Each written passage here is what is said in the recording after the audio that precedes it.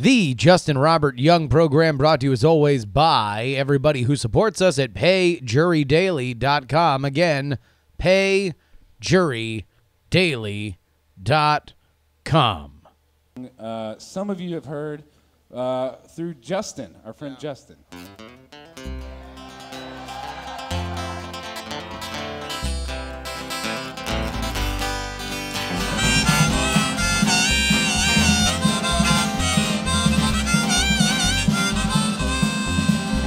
Well, on the day that we met on the internet, I asked her for a little photograph. She sent it on over to me. She said, I know it's ugly. And I said, girl, ugly ain't the half. Look at you. Oh, ladies and gentlemen, bringing us in with the live performance of All Right by Mine from the South by So Wasted program. This is ya boy, Justin Robert Young. I want to direct everybody to head on over to the Night Attack YouTube channel and find it. It's just a Night Attack number 264 live concert by South by So Wasted 2019. Performances by the Possum Posse and Dual Core. Great times, but I figured I was watching that today. I'm like, you know what? We got to come in with that. Hi, everybody. Welcome to another week's worth of programs here on the Justin Robert Young Show. There's a lot going on. Have y'all seen this this documentary? You know, they got these documentaries out here. Y'all seen this documentary about the flat Earth? Beyond the Curve, I believe it's called. I haven't seen it yet, but I've had a bunch of my friends shout it out to me. Mostly because I was hanging out with John Teasdale. He's my co-creator on Contender and Action News, and we were just like, whenever we get together, we wind up just thinking about games and what kind of game we'd like to make and what's fun, what's not. And a lot of times we'll just kind of go down a road, right? And we'll see whether or not we like it, see whether or not it's cool, and then either do something about it or not. So we have this idea, and I don't really want to go into it because we might do it. But we started talking about conspiracies. Started talking about Big Brother. Started talking about the things beyond, right? And whether or not conspiracies come in all different shapes and sizes, right? Sometimes there's the conspiracy about the people that are smarter than you, right? Then there's the conspiracy about the people who are more powerful than you. Then there's the conspiracy of the people that are on your level but have sold you out. There's the conspiracy about the things that are way beyond our understanding. Behind the curve, not beyond the curve. My apologies. But what I want to know from you guys is your thoughts on conspiracies. Do you like them? Do you not like them? Do you have your favorite? Are they dangerous? Are they the sign of somebody who's too smart or too dumb? At what point does a conspiracy go from harmless to dangerous? Because I think we can all agree that, if you believe that the earth was flat and you just kind of quietly lived your life and that was that, the world wouldn't be much different. Wouldn't be a shock. Wouldn't be anything that would change anybody's life around you, wouldn't damage anybody. But, if you believe that vaccines can poison your kids, well, now you're getting into a certain situation. Yes, you are only exercising your right as a parent, but you're also affecting others. So I wanted to spend this week, and I want you guys to send me emails. If you want to be anonymous, we can be anonymous. But I wanted for you guys to send me emails about your favorite conspiracy theories. And I'll start with mine. I absolutely love New World Order conspiracies. The Rothschild family, the lizard people. Doesn't matter exactly how much, and I like them bizarre. I like my bizarre new world order kind of conspiracies. Just anything about, like, I like aliens, like the V stuff, Project Bluebeam. I had a buddy, man. My college roommate, Sean, is an amazing human being. I haven't talked to him in a little bit, but he was one of those dudes that would just go into a rabbit hole on the internet and then come and give you 55,000 different facts about how the DuPont Corporation was behind was behind marijuana being illegal. Like Attorney General Anslinger. Like, that dude would come back, man. He would go down that rabbit hole. And this is pre-Wikipedia. This is at least pre-ubiquitous Wikipedia. And there certainly weren't the people on YouTube making their crazy-ass conspiracies. Another Jay Martin here in our chat says, do we need the disclaimer that liking a conspiracy does not equate to believing in a conspiracy? Yes, we do. Let me just say, what I'm asking for you guys to send me emails about is not your personal opinion on what you think is right. Now, if you do think that it's true, that's fine too. You can send me those as well, but it is not a necessity. You can just find certain reasons why you enjoy these things. Why do I love the idea that there is a hidden power controlling the government? Because it can get into unsavory places real quick. I mean, this is a conspiracy that can go from lizards that live inside a hollow earth are running us to protocols on the Elders of Zion. Like that. But I love it because it, to me, represents all conspiracies. It, to me, represents the idea that you don't know how the world works. Which is funny because that's the most human thing of all. Literally, the concept of the scientific method is understanding and testing our world so many times that we can rely on it. And part of our lifestyle in this phase in history, our civilization, is built upon the idea that at the very least we can trust ourselves to run a government. So if we take that away from us, if we believe that, sure, we're doing these things, we're going and voting and we're participating and we're paying our taxes, but it doesn't matter. We're being manipulated. We're being controlled. In its own way, it's kind of anarchy, right? You're just like flirting with anarchy. You're just like playing footsie with the idea of like, well, if none of this matters, like, why don't we just drive all of our cars off the road? Why don't we just smash all these windows? Why don't we just go crazy right now? Why do we care? Why do we care about our jobs? Why do we care about our credit? Why do we care about our reputation? We could just go somewhere else.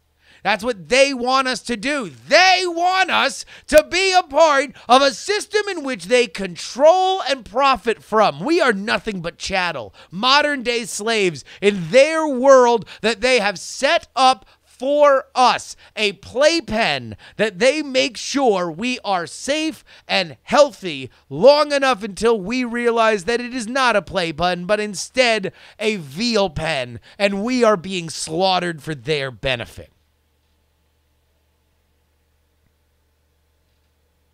Like, that's pretty cool, because that's really logically where that leads, right? Now, I don't believe that. I don't believe that there's a hollow earth with lizard people that are pretending to be our politicians. And I certainly don't believe any of the more, racist versions of the idea.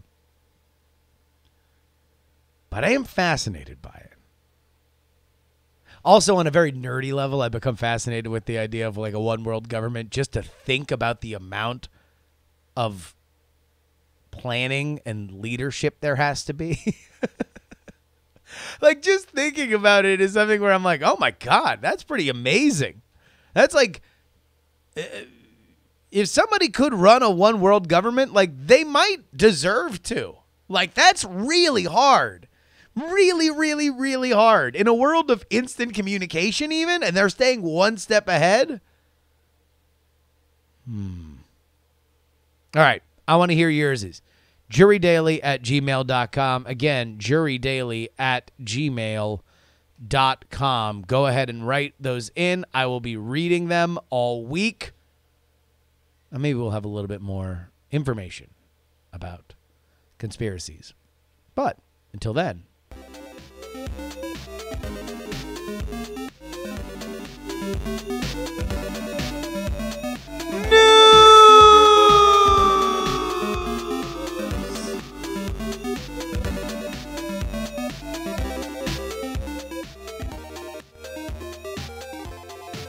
Oh, nowadays everybody want to talk like they've got something to say, but nothing comes out when they get accepted to the University of Southern California because motherfuckers act like they forgot about Dre.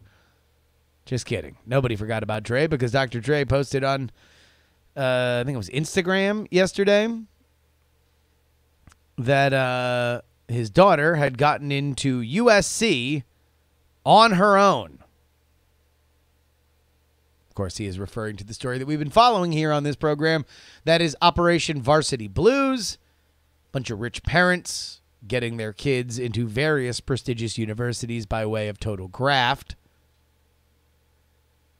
Now, I have no reason to believe that Dr. Dre's daughter is not a ambitious, bright young woman. It's not like Dr. Dre is simply a performer. He is certainly somebody whose business acumen has earned him tremendous amounts of money. In the world of hip-hop, he's always thought to be one of the more cerebral and entrepreneurial characters. And I have no reason to believe that his daughter is anything less. She seems like somebody who is from a certain kind of family, that a rich family that could have at least not her way bought into the government, but you know, would be able to go to a nice school, you know, be prepared for this. So here was the quote: "My daughter got accepted into USC all on her own, no jail time," which I think that's it's him celebrating a big moment in his and his daughter's life that she got into school, but also it's him kind of saying, ha ha ha, I didn't have to pay money.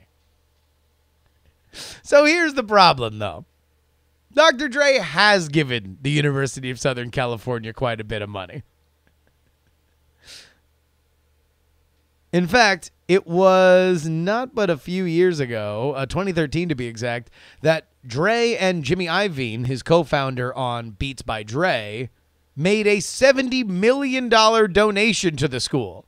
In fact, if I remember correctly, part of the school is named after them. Yeah, there we go. The Jimmy Iovine and Andre Young Academy for Arts, Technology, and Business Innovation. So, you know, when you donate $70 million to a school, even if this lady's got the grades, you know, it's going to be hard for her to not get in. Amish Overlord points out that this is the acceptable way that rich people get into college. Parents donating enough for a building. Although it did happen 6 years ago. Like, it's not like he donated a bunch of money and she got in that year. I will say this. It's getting to the point now that I am beginning to feel a little bad for the kids. Yes, even the rich shitbags, but like Dr. Dre's daughter. It's not like anybody knows that what Dr. Dre's daughter's grade point average was. Like, we don't know. Some rich people are allowed to have nerd kids. They don't always have to be the ones that we, imagine are the bullies in high school movies, right? Now, most rich kids, look good, because usually they have, I don't know.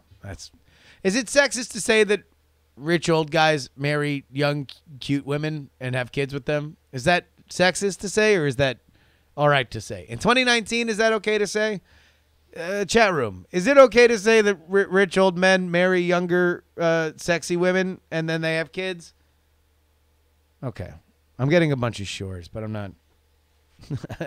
I'm still unsure.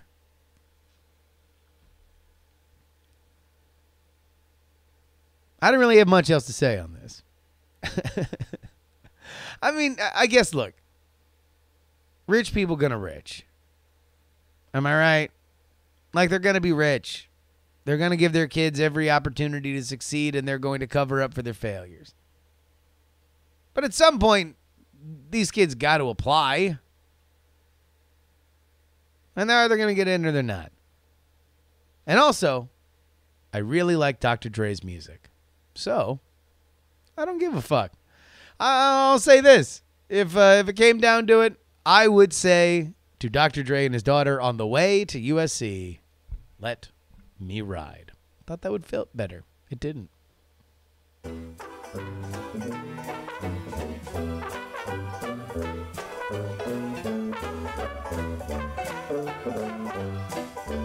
Email.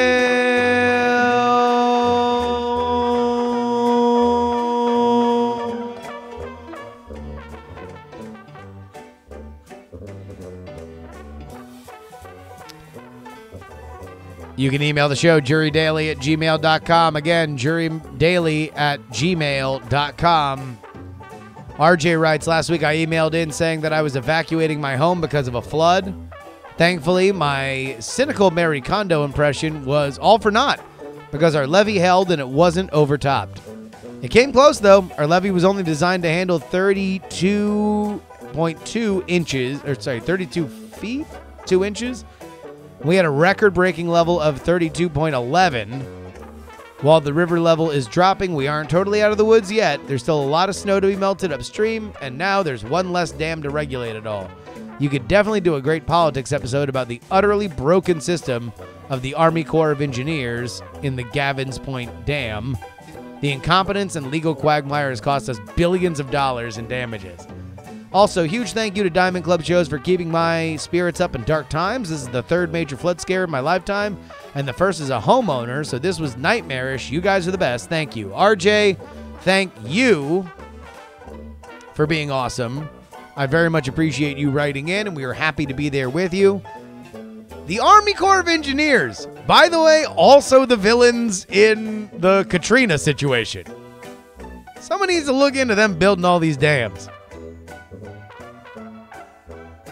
Mike writes, listen to the end of the week episode and then a really old episode called Ryan Gosling is a Cute Guy back to back. There were a few nice parallels. Ryan Gosling mentions and the observation that rich kids learn from failing is okay sooner. I dug the consistency. If it helps, I'm white and I grew up in a middle class covered in cow shit. Well, thank you, Mike. I do appreciate it. And I say to you, why the fuck are you listening to old episodes of this show? I would have no idea why anybody would listen to old episodes of this show. But maybe somebody's listening to this 7-8 years from when I recorded it. If you are listening to this episode more than a year after it was recorded on March 25th, 2019, then I need you to please email me, jurydaily@gmail.com, or just get in touch with me and say, I listened to this more than a year after it was recorded. I am very interested to find out what kind of person you are.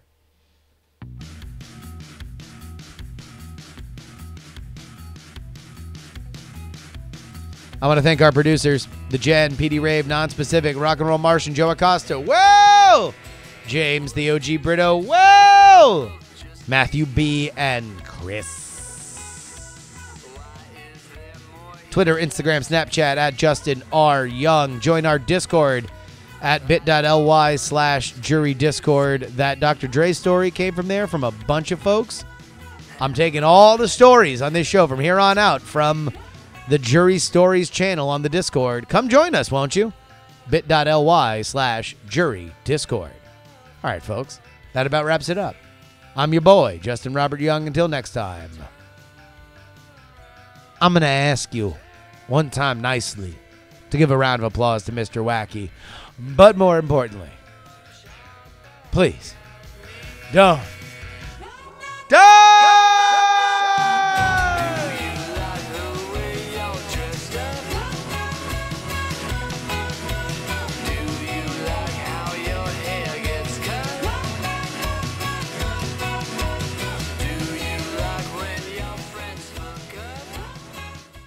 Diamond Club hopes you have enjoyed this program.